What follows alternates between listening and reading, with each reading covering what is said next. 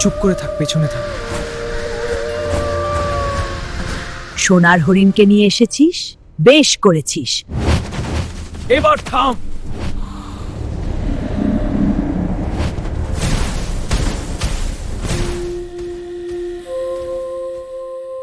কিছু বন আছে যেখানে এক কদম ঢুকলেই তোমার নামটা পৃথিবী ভুলে যায়। ডানায় যেন জলজলে অক্ষর, কিন্তু ঠিক পড়া যায় না, তবু চোখ ফেরানো যায় না।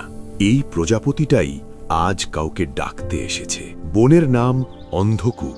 এখানে সবাই জানে এই বনের ঢোকার পথ আছে, কিন্তু বেরোনোর পথ কেবল সোনার হরিণ জানে। শোনা যায় বনের সীমানা পেরোলেই মানুষ আর ফেরে না। আয়ান 17 আর সারা 12। ভাই বোন নিষেধ মানে না, কৌতূহল মানে না। ভাইয়া দেখো দেখো, কত সুন্দর নীল প্রজাপতি। থাম, যাস না। লোকে বলে এই নীল প্রজাপতি মানুষকে ফাঁদে ফেলে। একটা ছোট্ট ডানা আর একটা ভুল পদক্ষেপ, ব্যাস প্রজাপতিটি হঠাৎ বনের ভেতরে ঢুকে যায়। সারার পায়ের নিচের ঘাস পিছলে যায়, সে পড়ে যায়। ঠিক আছিস? দাঁড়া, চল।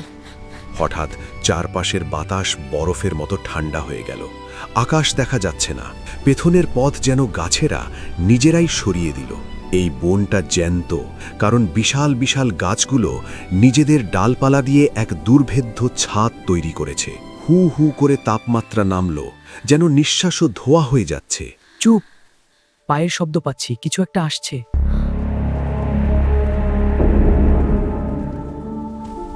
মাটির নিচে কম্পন, তারপর হঠাৎ অরণ্যের নিস্তব্ধতা চিরে এক অশরীরী হাসি ভেসে এলো।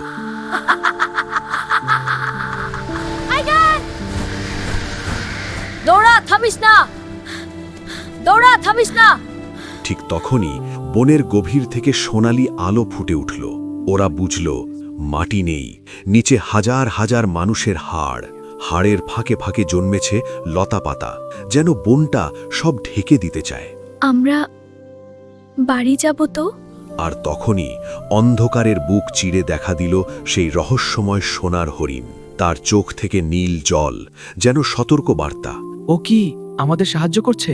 কারণ বনের অন্ধকার থেকে ধেয়ে আসছে মায়াবী পাতা দানবদের এক বিশাল বাহিনী। সে ইশারায় তাদের ছুটতে বলল। তারা হরিণের পেছনে দৌড় দিল।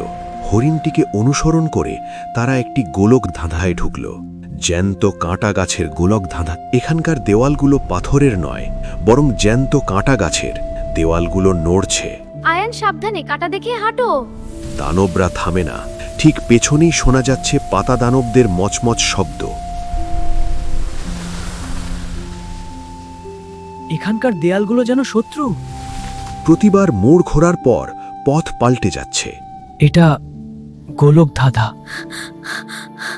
ভাইয়া, আমি আর পারছি না। সোনার হরিণ পথ দেখায়।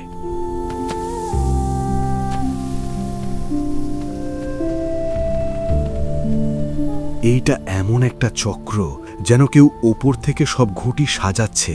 তারা ছুটতে ছুটতে এক বিশাল ওক গাছের সামনে এসে থমকে দাঁড়ালো। গাছটির কাণ্ডে কোনো মুখ নেই, আছে শুধু একটি বিশাল চোখ। এটাই সেই কথা বলা পাষাণ বৃক্ষ, যাকে কেউ ভুলে থাকে না। থামো, এটা ভুলভুলাইয়ার খাঁচা। 3 মিথ্যার মাঝে সত্য বেছে নাও। যদি ভুল করো, তবে তোমরাও এই গাছের শিকড় হয়ে চিরকাল আটকে থাকবে। 3টে পথ, 3টে ভয়। প্রথম পথ সোনা, হীরা, অমৃতের স্রোত। দ্বিতীয় পথ মা বাবার ডাক। তৃতীয় পথ ঘোর অন্ধকার, কাঁটা। মা, বাবা, বাবা।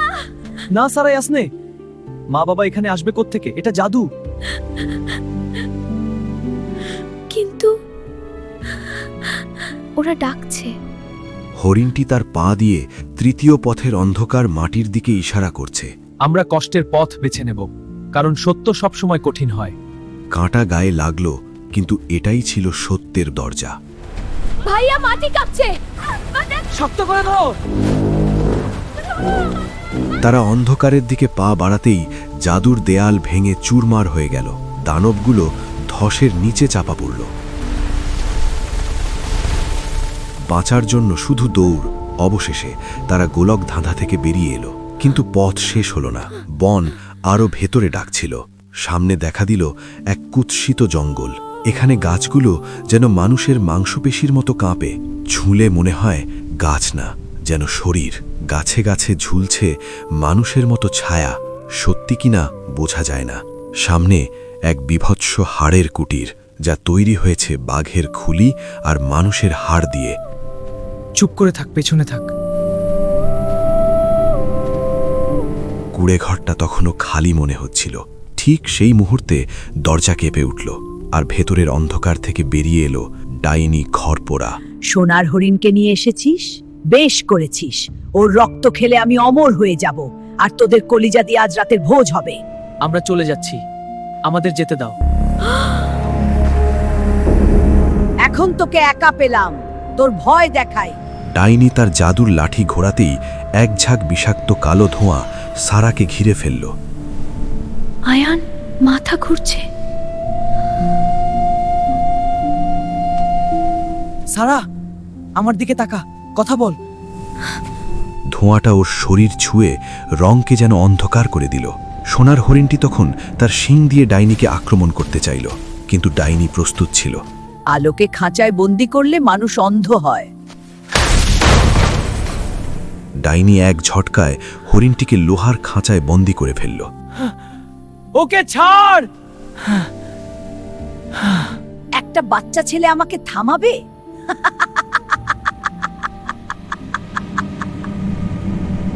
চাবুকটা সাপের মতো ছুটে এলো। চাবুকের আঁচড় জামা ছিঁড়ে দিল। আয়ান গাছের সাথে মিশে গেল, নিঃশ্বাস পর্যন্ত আটকে রাখল, কিন্তু ডাইনির চোখ ফাঁকি দেয় না। আয়ান, এবার থাম। ডাইনি খেলনার মতো ছুঁড়ে ফেলল তাকে। সারা, তার চোখ গেল কুটিরের পাশে, শিকড়ের আড়ালে নড়বড়ে একটা বিশাল পাথরে। ধস থেমেছে, কিন্তু অন্ধকার থামেনি। জঙ্গলের কিনারায় পাতার ছায়াগুলো আবার জমতে লাগল। হারবো না। সর্বশক্তি দিয়ে পাথরটা ঠেলে দিল। দানবগুলো ধুলোয় হারিয়ে গেল। আয়ান দেখল ডাইনির গলায় একটা কাঁচের লকেট ঝুলছে, যার ভেতরে একটা কালো ভ্রমর ছটফট করছে। সে বুঝে ফেলল ওটাই ডাইনির প্রাণের উৎস। কিন্তু ডাইনির কাছে পৌঁছনো অসম্ভব, কারণ তার চারপাশে আগুনের দেওয়াল। লড়াই দিয়ে নয়, বুদ্ধি দিয়েই জিততে হবে। ওদিকে যাও, ডাকো ওকে।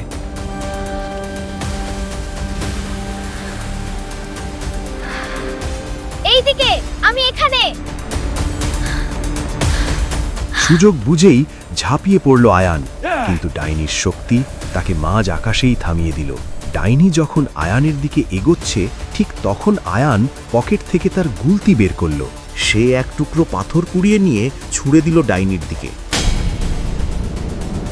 ডাইনির গলার লকেট টুকরো টুকরো। এক চিৎকারে সব শেষ। আগুন নিভে গেল, কিন্তু ডাইনি হার মানে না, শুধু হারিয়ে যায়। আয়ান বুঝল এটা প্রমাণ, এটা ফেলবে না। খাঁচার ভেতর থেকেও আলো থামে না। শিং থেকে তৈরি হলো আলোর সেতু। ধরে থাক, আমি আছি। ফিরে আয়, আমি এইভাবে ধ্বংস হতে পারি না। এক পা ভুল মানে শেষ। পেছনে পুরো জঙ্গল ধসে তলিয়ে যাচ্ছে, কিন্তু ডাইনি হার মানে না, শুধু হারিয়ে যায়। এক তীব্র আলোর ঝটকা, আর কিছু বোঝার আগেই অন্ধকার। চোখ খুলে দেখে বাড়ির পেছনের পুকুর পাড়। আমাদের কি কয়েক বছর লেগেছিল? না, মাত্র কয়েক মিনিট। স্বপ্ন নাকি অভিশপ্ত অরণ্যের সত্য? দূরের চূড়ায় সোনার হরিণ। সে যেন বলল, তোমরা বেঁচে যাও, আর ধীরে ধীরে মিলিয়ে গেল। আয়ানের পকেটে ডাইনির মকেটের ভাঙা কাজ, আর হাতে আঁচড়। স্বপ্ন হলে এ দাগ থাকতো। এটা এখনো গরম লাগছে। কাঁচের ভেতর অক্ষরের মতো আলো, মনে হয় যেন বলছে সাবস্ক্রাইব। ভয় পেলে, তাহলে এই রহস্যের আরো গভীরে যেতে চাইলে সাবস্ক্রাইব করে রেখো, নইলে পরের বার ডাইনি আবার আসবে। ভাবলে শেষ, অভিশপ্ত অরণ্য দরজার কাছে এসেই দাঁড়ায়। যদি গল্পটা তোমাকে কাঁপিয়ে দেয়, নীরবে লাইক দিও আর সাবস্ক্রাইব করে রেখো, কারণ ডানার খিসফিসানি আবার ফিরবে।